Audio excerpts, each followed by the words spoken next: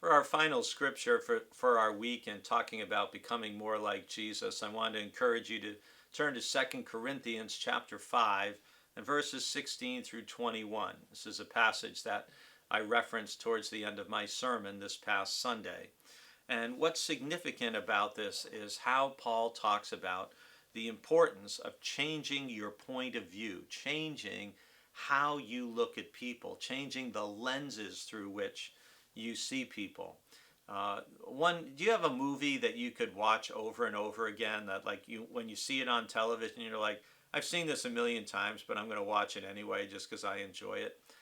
My Cousin Vinny is a movie like that for me. I'm sure many of you have seen it, but at one point, Joe Pesci is an attorney, is questioning Mrs. Riley on the stage about the thickness of her glasses because her glasses are really thick, to use Joe Pesci's accent. And she talks about how the lenses have gotten thicker through the years. Well, she's had to do that to change her point of view so she can still see. Well, in 2 Corinthians, verse 16 in chapter 5, Paul writes, "From now on, therefore, we regard no one from a human point of view. Even though we once knew Christ from a human point of view, we know him no longer in that way."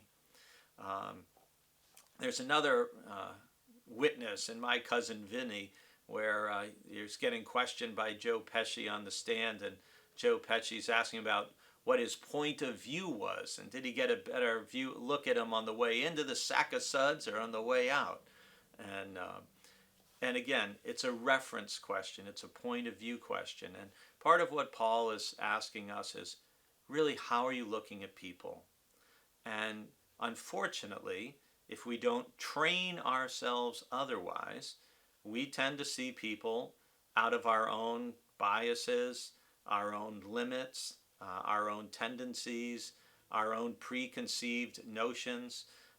We tend to notice things that confirm what we already believe. So we may see someone we don't even know, and we may make assumptions about them because we already have preconceived bias in us. And Paul is saying, as a Christian, you need to try to train all of that out of you so that you see people not from a human point of view, but the way Christ sees them.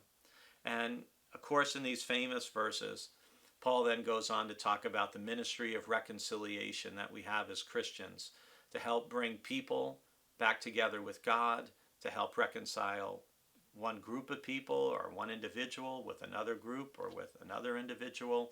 We are ambassadors of Christ with a ministry of reconciliation. So, in other words, as Christians, we are to be people who are bridge builders, not dividers. We are to be people who look to include people and welcome people into the family of God. And that's a task that we're all called to. Jesus was willing to talk with tax collectors and sinners and prostitutes and lepers and Roman soldiers and Greeks.